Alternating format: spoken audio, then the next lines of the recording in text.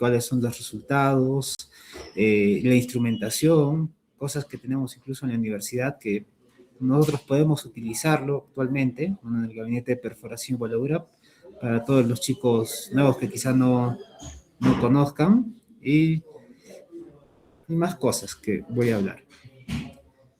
Primeramente voy a comenzar definiendo qué es la perforación y voladura. Es una simple definición, que es una técnica que se utiliza para la extracción de mineral o estéril desde el macizo rocoso.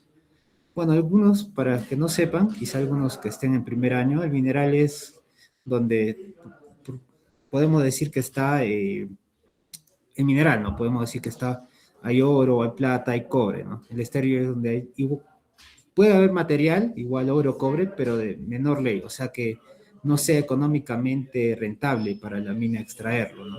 El mineral sí es rentable para la mina extraerlo. Pero en un tajo, en minería, no siempre vamos a tener mineral, ¿no? No siempre vamos a tener oro, sino vamos a tener que extraer estéril para recién poder extraer mineral. Esto se va a basar en ejecutar perforaciones en roca donde posteriormente se van a colocar explosivos y mediante la detonación y la transmisión justamente de la energía que se va a dar del explosivo, va a haber una fragmentación de la roca. Algunas fases que tenemos, normalmente en la perforación voladura, vamos a ver la perforación, como ahí también se ven los equipos, en este caso es minería a tajo abierto. Luego de tener ya la perforación, vamos a tener el cargueo de explosivo. En este caso, ahí tenemos un camión fábrica que está llenando el taladro con explosivo, ¿no? En este caso es una emulsión, que ya lo vamos a ver más adelante de qué está compuesto una emulsión. Y bueno, tenemos ya la voladura propiamente dicha y finalmente la posvoladura. Nosotros tenemos que tener algunas mediciones, ¿no? Si ha salido correctamente la voladura o no. Luego pasamos a una definición básica, que es la perforación, que ya lo estaba mencionando, que simplemente va a ser abrir taladros, ¿no? Podríamos ir a abrir taladros, abrir un hueco en el macizo rocoso, donde se va a cargar explosivo. Algunas definiciones que debemos saber, o algunas definiciones básicas, es qué es la percusión, qué es la rotación, qué es el empuje, qué es el barrido, que normalmente se da en la perforación, ¿no? La percusión van a ser impactos producidos por el golpeo del pistón que se transmite a la broca. La broca va a ser un elemento de corte, ¿no? Que va a estar va a estar en el tren de perforación y este va a transmitir energía, impacto y rotación a la roca, generando el fracturamiento para formar el taladro.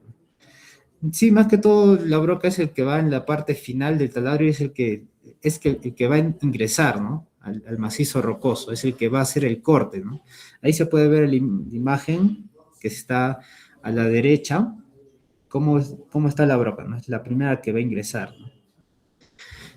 Luego, tenemos la rotación, que va a ser el movimiento de girar la broca para que los impactos se produzcan en distintas posiciones. El empuje, que va a mantener el contacto de la broca con la roca. El barrido va a ser un fluido que permite extraer el detritus del fondo del terreno, ¿no?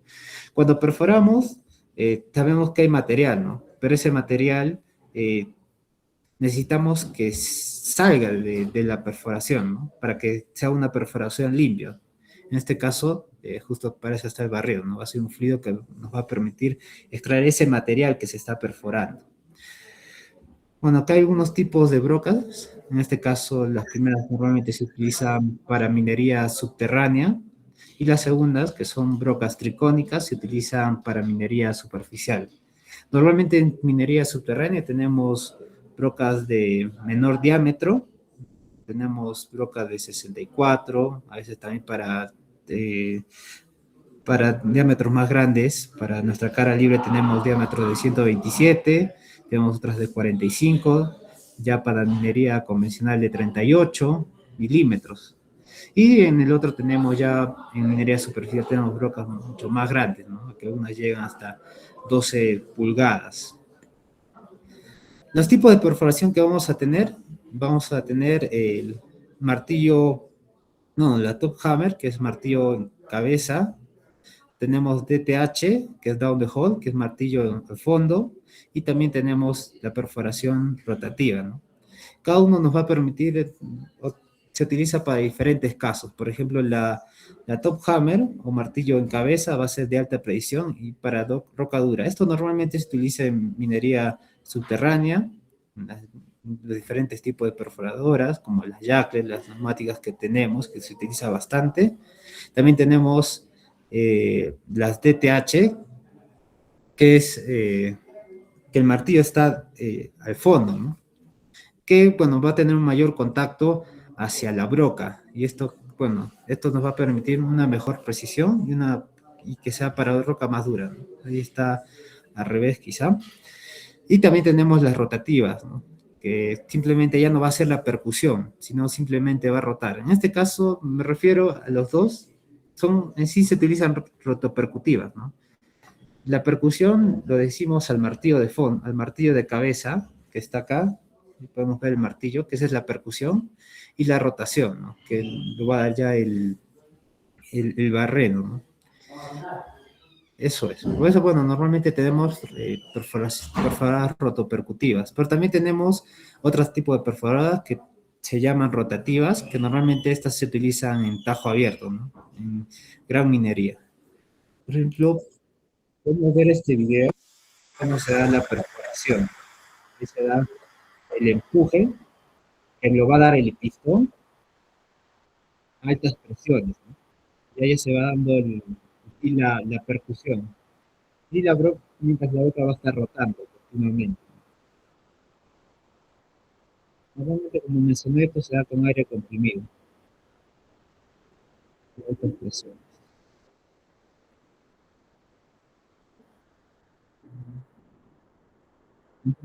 Cuando esto sería el movimiento, nosotros sería la rotación, frecuentemente sí se perfora, ¿no? Ahora vamos a ver las perforadoras que vamos a tener en minería subterránea. Tenemos perforadoras manuales que se utilizan en pequeña minería. Vamos a tener, por ejemplo, la perforadora Jackley, que quizás es la más usada en minería subterránea en convencional. En este caso tiene bastante versatilidad, se utiliza en frentes. También tenemos otro tipo de perforadora que es la stopper, que normalmente se utiliza para hacer chimeneas, que son para perforaciones ya no en frente, sino de forma vertical, pero hacia arriba. Y también tenemos la Jackhammer, que va a ser una perforada que va a ser igual perforaciones verticales, pero hacia abajo, ¿no? Esa es la diferencia, ¿no? Las perforadoras Jackley también se pueden utilizar para hacer chimeneas, porque también, bueno, es muy dinámico su uso, pero también, bueno, podemos compensar con el stopper, ¿no? Ambas se utilizan para hacer chimeneas, pero mejor es el stopper, ¿no? Ya tiene esa posición, ¿no? Que va de forma vertical para arriba. También tenemos otras perforadoras mecanizadas. Estas normalmente se utilizan en mediana, gran minería y minería subterránea. Tenemos perforadoras jumbo, que normalmente se utilizan en frentes. Sería como la Jackley que se utiliza en frentes, pero en este caso para secciones mucho más grandes se utiliza ya los jumbos, ¿no? Que nos va a permitir a que podamos llegar, el brazo de la perforación, podamos llegar a una sección grande, ¿no? Por ejemplo, acá en Inmaculada tenemos secciones de 4.5 hasta 5 metros, ¿no? Y utilizar una perforada Jacklet, que en sí lo maneja una persona, tiene que estar ahí posicionándose, no puede llegar a esas secciones, ¿no? En cambio, en un jumbo, que lo maneja una persona igual, pero ya en una cabina, él ya puede controlar desde la cabina todo, ¿no? También tenemos simbas que se utilizan normalmente para taladros largos, que son para perforaciones verticales, pueden ser perforaciones positivas y negativas verticales. Luego vamos a tener perforadoras de minería a tajo abierto. Normalmente se utilizan, bueno, vamos a tener dos tipos, normalmente que se utilizan algunas para producción y otras que también podemos tener para precorte, ¿no? Ya vamos a ver después esas definiciones, qué es un precorte. Ahora, algunas definiciones que debemos de conocer también, y bueno, también es esto, ¿no? Por ejemplo, quizá algunos, bueno, que estén en privado no sepan qué es un banco, ¿no? Un banco va a ser un corte escalonado en el yacimiento a tajo abierto, y esta va a tener dos caras libres. Una cara, como dice, una cara superior y una vertical lateral. ¿Y por qué es importante tener una cara libre? porque va a ser una superficie expuesta al vacío hacia la cual se va a desplazar el material. Esto lo vamos a ver, bueno, normalmente en minería, para que el explosivo no pueda confinarse, debe tener una cara libre, ¿no? O sea, tenemos ya la perforación, tenemos el explosivo y queremos que salga para un lado, ¿no? Si no tenemos ninguna cara libre, una cara libre, la energía no va a saber por dónde salir, ¿no? Los gases del explosivo no van a saber por dónde salir. Entonces, por eso es necesario tener una cara libre, ¿no? Para ese lado, normalmente es donde va a salir la voladura. Después otra definición que, bueno, todos deben conocer, y esto sí es bastante, bueno, en voladura siempre lo manejamos para hacer nuestros diseños, es el burden, ¿no? Que va a ser la distancia mínima desde el eje de un taladro a la cara libre. O también, bueno, la distancia que van a tener entre taladros, ¿no? En la misma columna. Ya, el espaciamiento va a ser la distancia entre taladros en una misma fila. Vamos a tener esas dos definiciones para hacer nuestros diseños. Otra definición que podemos tener es el taco, que va a ser un material inerte añadido en la cima del taladro para efectuar confinamiento de los gases y retener la energía. ¿Qué pasaría si no tenemos un taco? Normalmente ponemos tacos de arcilla o tacos de grava. A veces también ponen del detritus que se ha salido después de que se haya hecho la perforación. Es muy importante ya que esto va a hacer retener la energía. ¿Qué pasaría si no tenemos un taco? Podría ocasionar que la energía se vaya para arriba y podría ocasionar que después en la voladura una roca pueda llegar a grandes distancias, ¿no? Y pueda dañar equipos, pueda dañar incluso, no sé, quizá una persona pueda estar pasando ahí y pueda pasar de los 500 metros según normativa. Entonces, es muy importante utilizar un taco, ¿no? Que la energía no se vaya para arriba, ¿no? Que puede causar problemas como fly rocks, ¿no? Rocas voladoras, como se dice en español. Y también tenemos la sobreperforación, ¿no?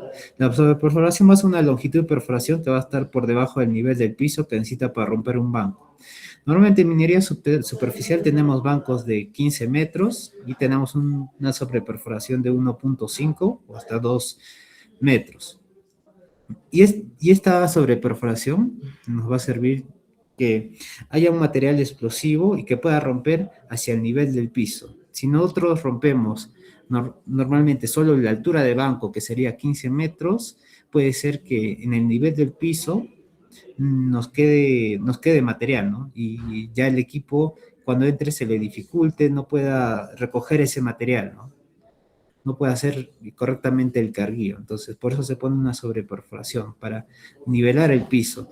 Además, algo que podemos también mencionar es la sobreperforación. Normalmente, como tenemos un taco en la parte superior, esa parte del taco no va a fragmentar correctamente, ¿no? La parte de la columna explosiva, donde se va a tener todo el explosivo, normalmente sí se ha dado una correcta fragmentación, pero en el taco no se da una buena fragmentación. Ya también con la sobreperforación podemos ayudarnos con eso, ¿no? Ya el material está a nivel del piso, pero debajo del nivel del piso también ya ha sido perturbado por el explosivo. Entonces eso también nos puede ayudar en la fragmentación de esa zona del taco, que no se tiene explosivo. Ahora, algunas partes que vamos a ver en el tema de las perforaciones que se van a tener en tajo abierto y en subterráneo. Primero vamos a comenzar en tajo abierto. Vamos a tener primero taladros de producción, que es lo que normalmente se utiliza, ¿no? Que van a tener una carga explosiva, cuyo objetivo va a ser fragmentar. Normalmente ahí tenemos, bueno, ahí vamos a ver con fórmulas matemáticas, nuestro burden y espaciamiento. Pero si nosotros queremos controlar o reducir la energía para amortiguar el daño que va a tener, en este caso nosotros normalmente cuidamos en minería superficial nuestro talud final, ya que eso va a quedar, ya no lo vamos a minar. Entonces, si lo dañamos, puede ser que haya un desplazamiento, un derrumbe, entonces no puede pasar algo así, ¿no? Entonces, nosotros para cuidar ese talud final que va a quedar y que ya no se va a explotar, vamos a utilizar taladros buffer, que como dice, van a ser taladros de amortiguamiento. Va a ser como una zona de transición para minimizar el daño. Y para esto también tenemos otros taladros, que van a ser taladros de precorte, que van a ser para generar un plano de fractura justo en el talud final. Normalmente, en este tipo de mallas, primero, el primero que va a salir o va a detonar va a ser la fila de precorte. En esa fila de precorte vamos a cizallar, vamos a tener un plano de fractura que va a disminuir el daño hacia nuestro talud.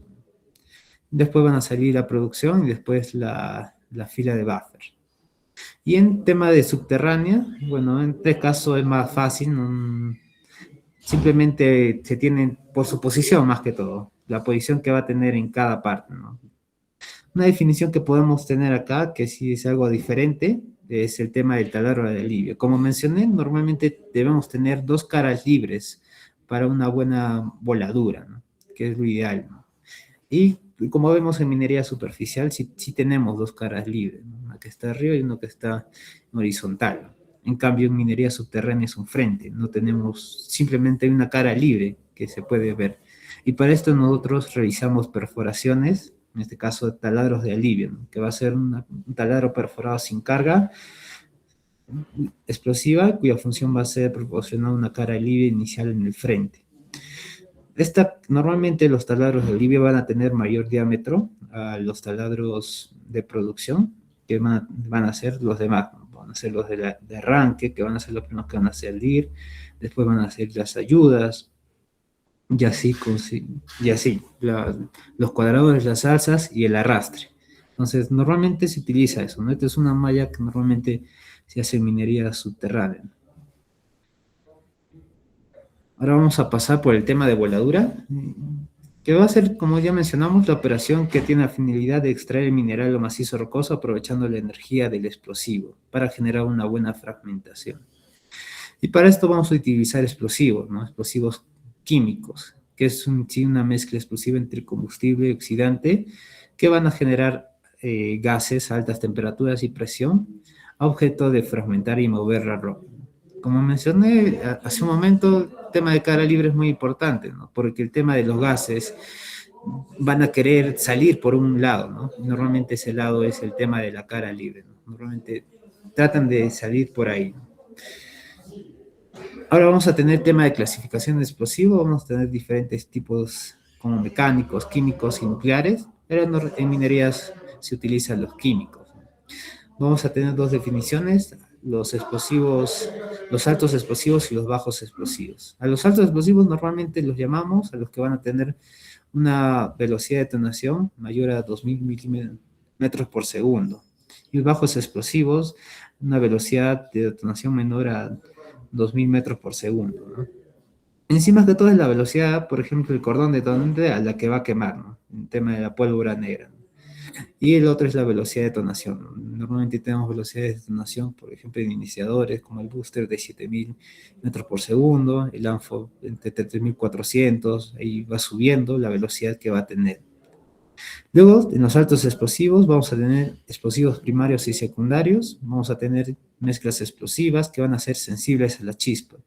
En sí, el primario va a ser el que va a iniciar a un explosivo secundario. ¿Por qué? Bueno, el primero más que todo es que como tiene alta sensibilidad, entonces va a llegar mucho más rápido y va a poder iniciar a un explosivo secundario, que un explosivo secundario no es tan sensible, ¿no? Y acá vamos a tener algunos, como tenemos los detonadores, que bueno, van a ser los casquillos, esos son los fulminantes, que son casquillos que se van a utilizar, que esos se van a colocar dentro de un explosivo secundario. Y bueno, tenemos otros como también cordón detonante o booster que se utiliza en minería superficial, uno también se utiliza en minería subterránea, los mini booster, que van a estar hechos de TNT y petrita. Y detonadores como sensibilizante o sensibilidad, o quien lo hace sensible al fulminante o detonador es la ácida de plomo. Y la petrita es el que le da la potencia. Y en los secundarios vamos a tener mezclas explosivas.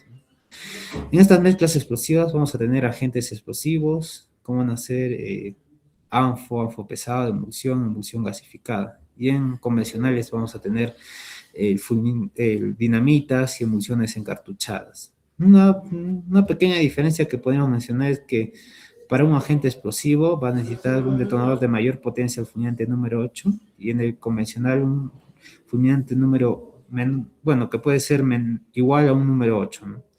Ahora, acá, si se pregunta qué definimos un fulminante número 8, simplemente definimos la cantidad de pentrita que va a tener, ¿no? Normalmente los fulminantes que se tenían y que se han tenido siempre y que, bueno, se hacen, es un fulminante número 8.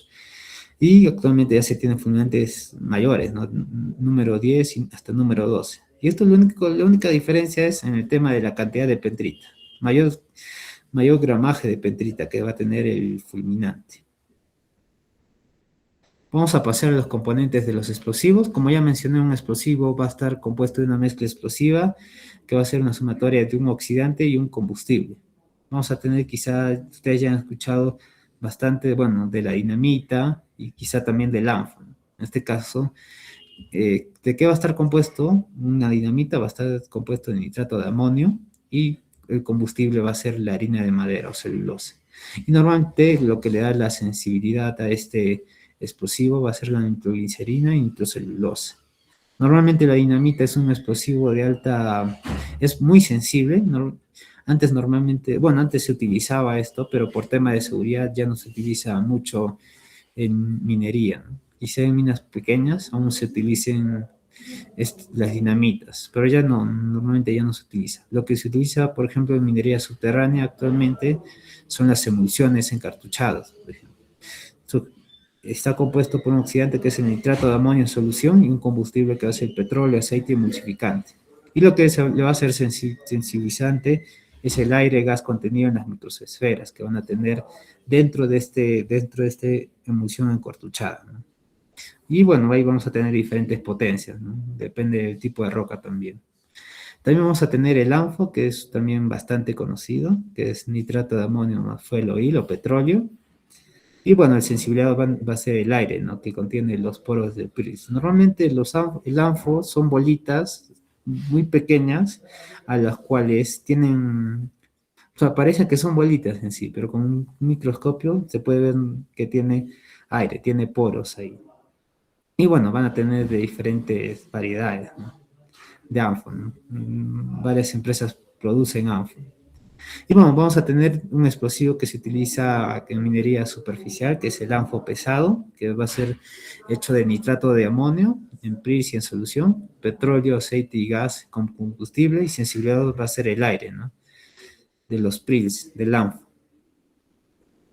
Ahora, bueno, le mencioné antes sobre el tema de Burdin y espaciamiento, ¿no? Nosotros tenemos modelos matemáticos para medir el Burdin y espaciamiento. Si nosotros, para hacer una buena voladura, debemos tener una distribución correcta de nuestros taladros, ¿no?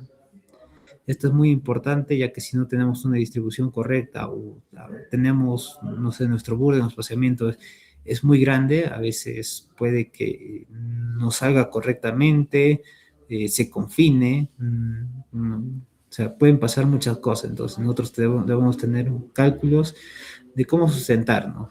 Por tipo de roca, cuál sería nuestro burden y espaciamiento adecuado. Por ejemplo, estos son modelos matemáticos en malla subterránea. Esta es una fórmula empírica que se utiliza, que es una fórmula muy básica, que es cómo hallar el número de taladros, que es simplemente 10 por la raíz del ancho de túnel por la altura de túnel. Ahí podemos hallar el número de taladros. Como digo, es una definición básica. Hay más fórmulas que podemos encontrar en la bibliografía. Otra fórmula que podemos encontrar es el diámetro equivalente, que es un dato que nos va a servir bastante ya para nosotros hallar nuestro burden en espaciamiento. En sí va a ser el taladro de alivio que ya mencioné, que el taladro de alivio va a ser para formar nuestra cara libre. Esta es la forma que se utiliza, diámetro de taladro de alivio por la raíz del número de taladros.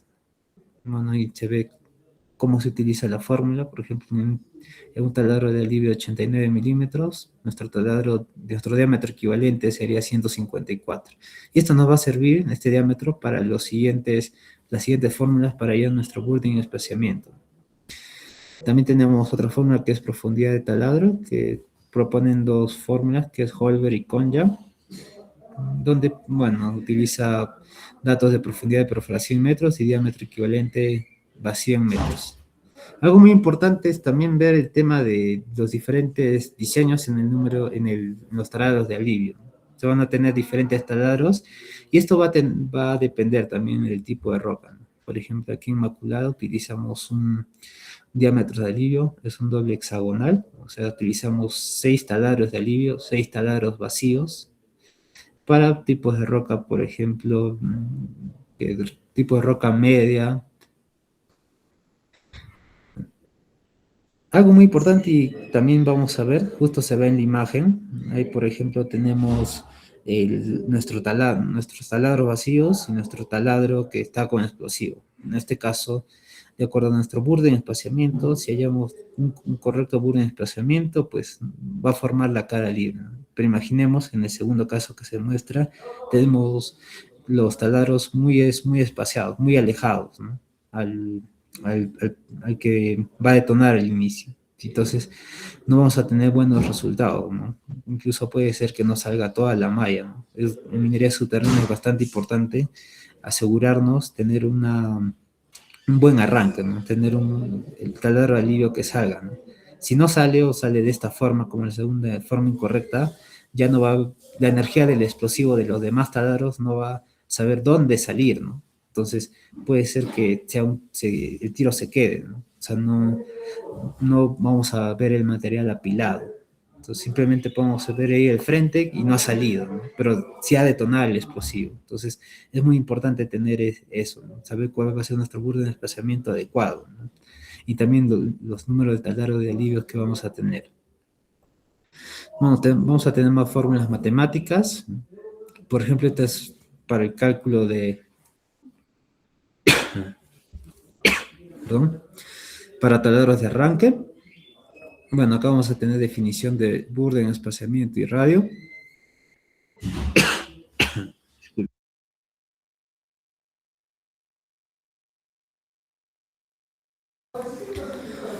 Bueno, continuando, vamos a tener nuestro burde en espaciamiento. En este caso va a ser diferente a lo que vimos en tajo abierto. Bueno, nuestro burde, por ejemplo, acá vamos a tener desde la cara libre que se va a tener hacia el taladro, ¿no? Ese va a ser nuestro burde.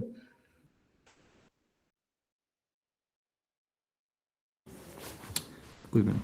Y bueno, vamos a tener diferentes burden. Normalmente, como ya mencioné, la definición de burden es la distancia que va a tener del taladro hacia la cara libre, ¿no? Y acá vamos a ir formando cara libre, ¿no? Acá vamos a poner retardos, tiempos de retardo, donde estos taladros van a salir al inicio y así consecutivamente. Bueno, con esta fórmula vamos a hallar el tema del arranque, cuál va a ser nuestro arranque adecuado. También tenemos otras fórmulas, como ya mencionamos, vamos a tener diferentes partes, por ejemplo, para el cálculo de taladros de piso o arrastre vamos a utilizar esta fórmula. También tenemos para taladros de corona y estiales y también tenemos para taladros auxiliares o ayuda. En esta vamos a considerar el burden, densidad del explosivo y diámetro del explosivo. Bueno, acá vamos a ver una malla de perforación que normalmente normalmente se ve acá en su minería subterránea. Por ejemplo, aquí podemos ver nuestro arranque, en este caso por el tipo de roca que se ha tenido, vamos a tener 4 taladros de alivio y de acuerdo a las formas que hemos utilizado se ha podido hallar esta malla, ¿no? Algo muy importante que tenemos que tener en cuenta es que normalmente utilizamos acá retardos, ¿no? Retardos, tiempos que se van a tener. Una voladora no puede salir siempre en un mismo tiempo, ¿no? Puede ser que un taladro salga antes, otro taladro salga después, entonces no podemos siempre tener mismos tiempos, ¿no? Entonces por eso le damos diferentes tiempos. Y aparte que los detonadores tienen tiempos, ¿no? Y esos tiempos tienen una dispersión, o sea, no siempre te va a salir exacto. En minería subterránea utilizamos tiempos, por ejemplo, tiempos cortos o MS que tenemos de 25 milisegundos, 50, 75, 100 milisegundos y así hasta el 1000 milisegundos, ¿no? En largo periodo podemos tener desde 0,5 hasta 8,6 milisegundos, no, segundos. Entonces se van a distribuir, ¿no? Primero tiene que salir el arranque, luego tienen que salir las ayudas, como ahí se ven. Luego de las ayudas podemos sacar los hastiales, la corona y finalmente el piso. Es muy importante tener eso. Normalmente se utiliza así, se sale así. Normalmente el arranque, las ayudas, hastiales, corona y piso. Ahora, también tenemos modelos matemáticos para el diseño de malla superficial. Estos son algunos modelos que vamos a tener para allá nuestro burden adecuado. Tenemos algunos que son Pierce, Angerford, López Jimeno, Conya. Aquí, bueno, en cada uno van a tener diferentes datos que nos van a pedir. Normalmente algunos nos piden datos de la roca, ¿no? Datos geomecánicos que nos piden. También datos del explosivo que nos va a servir. Algo que menciono acá también es que no siempre va a haber una fórmula definitiva para hallar nuestro borde de desplazamiento. Siempre vamos a ir variando, ¿no? Un borde de desplazamiento adecuado. Igualmente, esto también se ve en campo, ¿no? Siempre hay que validar si nuestro burden es adecuado, ¿no? Y esto también podemos evaluarlo con la fragmentación. Si nuestra fragmentación es adecuada, entonces nuestro burden también está adecuado, ¿no?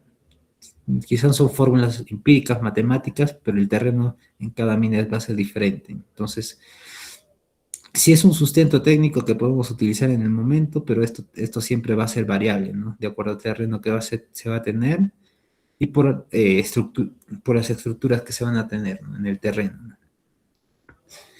Ahora, para tener un buen espaciamiento y para que la energía sea adecuado, vamos a tener dos tipos. Bueno, hay más tipos, pero estos son los principales, que va a ser que nuestro burden va a ser igual al espaciamiento. Pero tenemos otro que normalmente se utiliza para producción, va a ser igual, el espaciamiento va a ser igual al burden sobre 1.15.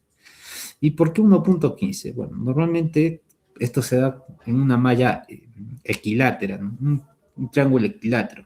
Sería una malla cuadrada. Y como vemos, estos son los espacios que deja si utilizamos el espaciamiento, ¿no? Si utilizamos una malla cuadrada, una malla equilátero.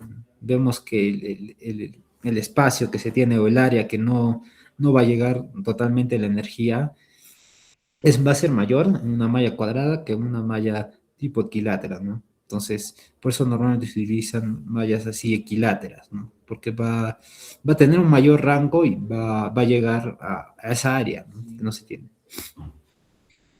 Después vamos a tener, bueno, estos siguen modelos matemáticos, cómo hallar nuestro taco óptimo que se va a tener. Y también nuestra sobreperforación que ya mencioné, ¿no? Por ejemplo, este es un esquema que se tiene. Ya mencioné el tema del burden, que va a ser de taladro hacia la cara libre. Ahí tenemos el taco, tenemos una carga de columna, tenemos una carga de fondo y el cebo, ¿no? Que puede ser, que en este caso es un booster, ¿no? Un iniciador. Y acá tenemos otras partes, ¿no? Que ya mencioné, un banco, cuál va a ser nuestra altura de banco y altura de taladro. Y el diámetro del taladro. Ya teniendo todos estos datos, ya podemos hacer nuestro diseño, ¿no? También teniendo ya el espaciamiento. Y bueno, el explosivo más que todo se va a adecuar de acuerdo al tipo de terreno, ¿no? Podemos tener explosivos de mayor potencia que se va a utilizar para rocas duras y así, ¿no? Vamos a ir variando de acuerdo al terreno. Por ejemplo, acá en Inmaculado utilizamos nosotros el RMR, ¿no? Que nos dice qué tipo de roca, ¿no? Si es muy dura, regular, muy mala o muy mala. Entonces, de acuerdo a eso vamos a escoger el explosivo. Ya teniendo también todos los datos que hemos podido hallar de acuerdo a modelos matemáticos. Ahora, bueno, este es un video sobre voladura y minería a tajo abierto. A ver.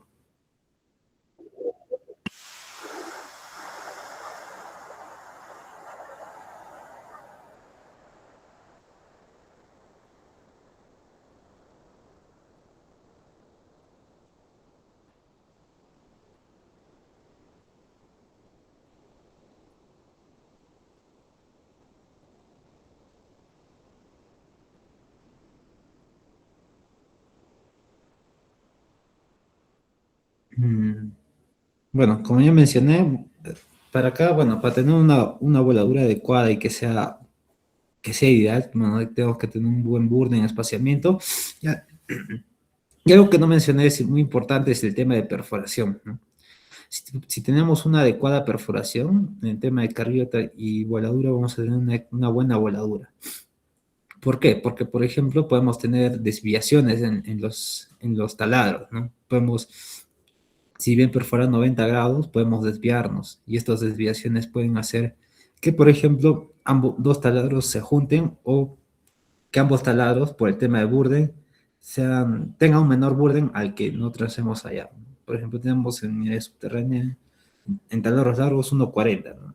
Pero si lo vemos como perforado en campo y vemos que tiene menor burden 1,30, entonces puede pasar diferentes cosas. Bueno, puede tener mayor fragmentación, pero ya el burden del otro taladro va a ser mayor, ¿no? Podemos tener un burden de 1,50, entonces eso nos va a afectar bastante, ¿no? Siempre debemos tener eso, ¿no? Primero siempre va a ser la perforación, debemos tener una perforación adecuada ya que nos va a afectar bastante eso en la voladura. Ahora vamos a tener voladura en minería subterránea y,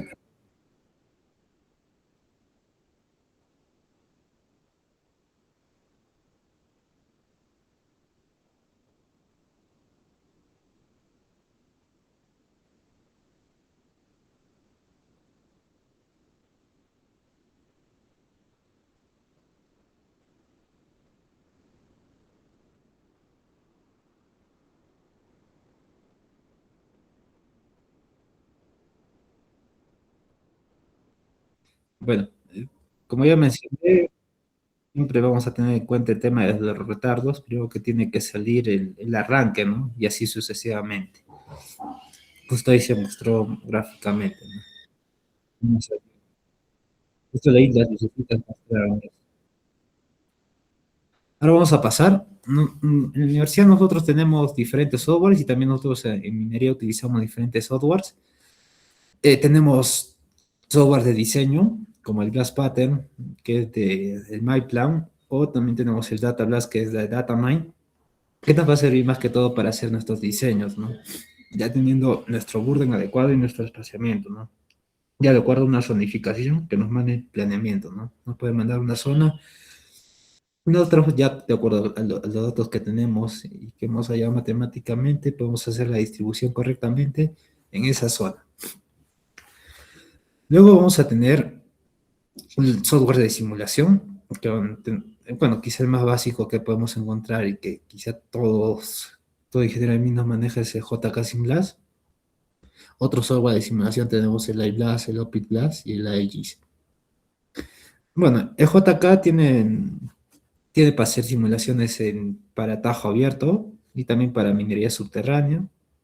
El iBlast también tiene esa opción de hacer diseño, simulación para minería subterránea y superficial. El OpitBlast sí tiene más que todo para minería superficial y el IGIS es para taladros largos, que es para minería subterránea. Y algo que quiero mencionar acá, y que quizá algunos, bueno, quizá hay varios de la universidad y que no sepan, pero nosotros tenemos en la universidad softwares con licencia, ¿no? Que nosotros podemos utilizarlo, ¿no? Por ejemplo, tenemos el iBlast, que sí, ya lo hemos tenido continuamente, podemos encontrarlo y podemos utilizarlo, ¿no? Poder ir estudiando eso. El OptiBlast, también, bueno, cuando yo estaba, también teníamos este software que también nos servía bastante, ¿no? Para hacer las simulaciones, ya que, por ejemplo, en el tema laboral normalmente nos piden el conocimiento de software, ¿no? Nos piden, por ejemplo, normalmente el JK SimBlast, el más básico, pero a veces nos piden otro software, ¿no? Tener conocimiento, por ejemplo, del iBlast, tener conocimiento del OptiBlast que hay. Entonces, es importante también capacitarse en estos software y saber usarlo, ¿no? Que sí se utiliza acá en minería para hacer las simulaciones.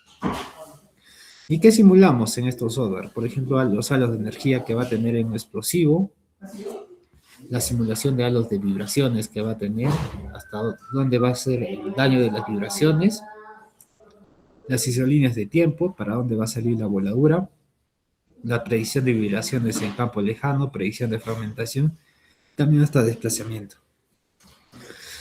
Bueno, algo que no mencioné es el tema de vibraciones, ¿no? Cuando hablamos de vibraciones, bueno, acá tenemos tema de instrumentación. Normalmente, por ejemplo, en los sismos, o sea, un sismo, ¿no? Tenemos vibraciones. En este caso, la voladura del explosivo va a generar sismos. Que esto puede dañar a nuestros taludes o también a poblaciones cercanas, ¿no? Que normalmente hay en minería. Y esto es bastante importante, cuidar el tema de vibraciones, porque esto va a generar, por ejemplo, daño en nuestros taludes o daño en casas cercanas, poblaciones cercanas, que pueden quejar, ¿no? De esto. Entonces también es importante controlar esto, las vibraciones. Algo, bueno, en la universidad también quiero mencionar esto, también tenemos estos equipos, por ejemplo, en la universidad tenemos un Micromate que podemos utilizarlo, en este caso no se necesita muchas cosas, tenemos todo el equipo, el geófono, y podemos hacer pruebas, ¿no? Incluso ir a mina y hacer una prueba, ¿no? Con este equipo y procesarlo, ¿no? Y ver cuál es su funcionamiento, ¿no? Normalmente para esto se utiliza un software que es el Glassware o Tor, ¿no? Ahora, para medir la velocidad de detonación, vamos a tener el microtrap, que también lo tenemos en la universidad, podemos ir probándolo también. También tenemos un software para sacar esta información que va a ser el DAS, cuál va a ser nuestra velocidad de detonación adecuada del explosivo, como ya mencioné. Cada explosivo va a tener diferente velocidad de detonación y esta va, bueno, normalmente en las fichas técnicas de los explosivos ya se tiene una velocidad de detonación. Entonces, con esto podemos medir si realmente en el terreno se está llegando a esa velocidad de detonación. Si no está llegando, entonces está pasando algo, ¿no? Quizá la energía del explosivo no sea la adecuada o debemos poner otro fulminante. Normalmente, bueno, la velocidad de detonación hasta una longitud normal que se puede tener es hasta, con fulminantes hasta 5 metros o un poquito menos, ¿no? Entonces, esto también va a variar de acuerdo al terreno y eso. También tenemos el tema de desviación de taladros. Que, bueno, esto es muy importante, como ya mencioné, el tema de la perforación, ¿no? Lo ideal sería no tener una desviación, ¿no? Pero siempre va a haber una desviación por diferentes, por ejemplo, fallas estructurales. Entonces, no siempre vamos a tener eso, ¿no? Además, bueno, el que maneja un equipo es una persona y a veces también es complicado, ¿no? Tener ese ángulo que nosotros queremos, ¿no? Y para eso también tenemos este equipo, por ejemplo, de Ibishot. También hay más equipos como el OPIDEP y otros equipos que nos van a servir para hacer esa desviación de taladros, ¿no? Por ejemplo, bueno, esta es la desviación que se ha tenido, esto lo hemos hecho en taladros largos, y bueno, podemos visualizar así la desviación, ¿no? Si se está yendo más para un lado o para otro lado. Y por ejemplo, algo muy importante, nosotros justo hicimos un levantamiento acá de taladros en el arranque, ¿no? Como le mencioné, el arranque es muy importante, ¿no? Ya que el arranque bueno, con el taladro de libre me va a formar una cara libre, ¿no? Por ejemplo, uno de los casos que nosotros tuvimos es que no hubo una buena perforación y bueno, algunos taladros estaban bastante desviados, ¿no? Cuando nosotros queremos sacar nuestros tiempos, el primer tiempo normalmente es el que va, el taladro más cercano hacia nuestro taladro de alivio, pero ese taladro estaba desviado, estaba alejado, ¿no? Entonces nosotros ya teníamos, por ejemplo, nuestro diseño de carga, nuestros retardos, teóricamente, pero con el levantamiento pudimos encontrar esa desviación, ¿no? Entonces escogimos el taladro de acuerdo también a las desviaciones que esté más cerca, ¿no? Y ahí cambiamos nuestra secuencia. Entonces es muy importante eso, ¿no? El tema de la desviación de taladros, si se puede medir, hay que hacerlo. Es algo complicado, pero nos puede servir, ¿no? A que nos haga una voladura es mejor hacer. Bueno, eso sería con todo. Muchas gracias. Si tendrían alguna duda o pregunta, me la pueden hacer en este momento. Va a salir, no sé, 4, ¿no? Podemos tener un factor de corrección de 0.9, ¿no? Y eso también vamos definiéndote, no siempre va a ser 0.9, por ejemplo, puede ser 0.85, ¿no? Eso va a depender de acuerdo al terreno, ¿no? Pero tenemos que tener una estimación de que no siempre va a salir así, ¿no? Sí tratar de asegurarnos de que va a salir la voladura. Por ejemplo, por una prueba inicial no podemos de frente irnos a lo que sale, ¿no? Debemos tener un factor de corrección, un factor de seguridad que nos va a ayudar a asegurarnos, ¿no? Ya después sí podemos modificar porque ya vimos cuáles son los resultados. Pero sí tratamos de utilizar, por ejemplo, en minería subterránea siempre, bueno, acá cuando hacemos los diseños, un factor, ¿no? Un factor de seguridad, un factor de 0.9 u otros factores, ¿no? Ya depende también del terreno, del tipo de roca que utilizamos, ¿no? Pero sí, siempre se trata de utilizar eso, ¿no? Cuando se trata de hacer pruebas. Para, bueno, nuevas mallas, de acuerdo al tipo de roca, de acuerdo al tipo de estructuras que se van a tener. Listo, José. Muchas gracias. ¿Tiene alguna pregunta? Podría levantar Sí, la mano. José, en el chat nos pregunta Juan Vargas, ¿con qué software recomiendas empezar en el mundo del diseño de mallas? Claro, listo, Juan Manuel. Listo. Es una pregunta, bueno, es algo que quizá también ustedes, bueno, bueno, cuando diga bastante, van a querer descargarlo y sí se puede descargar normal. Para iniciar, es uno de los softwares más utilizados en minería, y ya es antiguo ya, es el JK Symblaze. El JK Symblaze es un software que tiene tres softwares, sí, es JK Symblaze, pero se tiene para minería subterránea, minería superficial y para taladros largos, así es que es bastante dinámico, ¿no?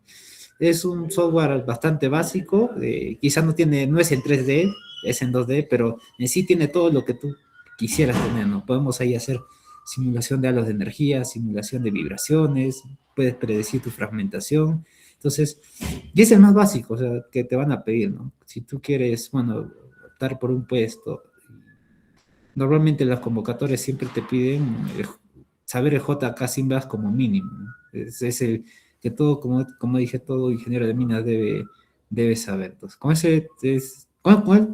ese software podrías comenzar, ¿no? Incluso, bueno, si mencionamos, bueno, las licencias a veces son caras, pero hay la posibilidad, ¿no? De poder descargarlo, ¿no?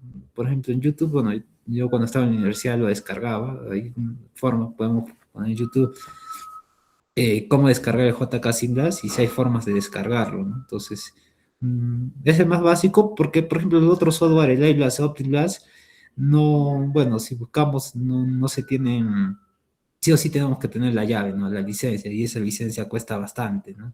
Entonces, poder tenerlo es más costoso, ¿no? El JK Symblaze sí lo podemos tener gratuitamente. Como digo, es el más dinámico, es el más utilizado, quizá es uno de los más antiguos o el más antiguo que se tiene, pero se utiliza bastante, igual se está utilizando actualmente en minería para hacer simulación. Entonces, con ese software podríamos empezar a manejarlo, ¿no? El JK Symblaze. Eh, Caleb, a ver, está mandando. Sí, muy buenas noches, José. Bueno, primero agradecerte por tu tiempo para darnos esta explicación, esta ponencia, ¿no?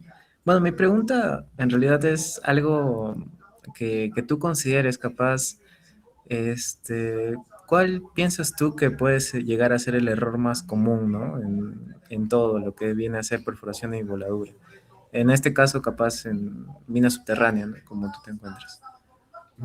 Ya, a ver, normalmente los errores, como digo, desde el inicio, o sea, desde la perforación normalmente hay errores y tener el tema de taladros que sean precisos, que sea, por ejemplo, a 90 grados y que llegue a ese punto es bastante complicado. Entonces, ya ahí te dan bastantes errores y, bueno, controlar es bastante complicado porque si bien tenemos, por ejemplo, enfrentes, tenemos el punto de inicio, ¿no? Pero no podemos saber dónde ha sido la llegada. Entonces, es bastante complicado ahí y a veces, bueno, debemos controlar, ¿no? Pero, como digo, un error bastante común es el tema de eso, ¿no? Ahora, un error bastante común que, bueno, normalmente usan ya los cargadores, ya cuando se da el carguillo de explosivo, es por ejemplo, algo que normalmente no utilizan o es complicado también explicar a los cargadores es utilizar el taco. Y el taco es algo muy importante para el tema de retención de energía, para el tema de fragmentación, para que el material que vaya a salir, el apilamiento, no se vaya, bueno, no se aleje, ¿no? Ya hay mi equipo de carguillo, mi scoop, no va a ser un correcto carguillo, ¿no? Va a demorar un poquito más, porque el material se ha apilado, o sea, se ha expandido, ha salido bastante lejos, ¿no? No se ha apilado ahí correctamente en ese espacio, ¿no? Entonces, a veces es un tema también del cargador, ¿no? A veces, bueno, normalmente en minera subterránea, normalmente los cargadores ya tienen bastantes años, entonces es complicado cambiar esa forma, ¿no? De lo que hacen ellos, ¿no? Por ejemplo, otras partes del tema de manipuleo, de cómo encebar nuestros taladros, ¿no? Como ya mencioné, nuestros cartuchos, ¿no?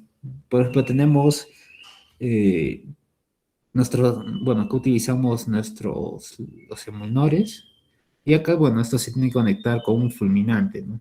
Que es un casquillo creo que está acá atrás el casquillo. Mm, Bueno, este es un casquillo, ¿no? Se coloca, ¿no? Con una manguera fanel que se tiene, ¿no? Pero, por ejemplo, este casquillo a veces no lo hacen correctamente, no lo colocan correctamente y es mal manipuleo.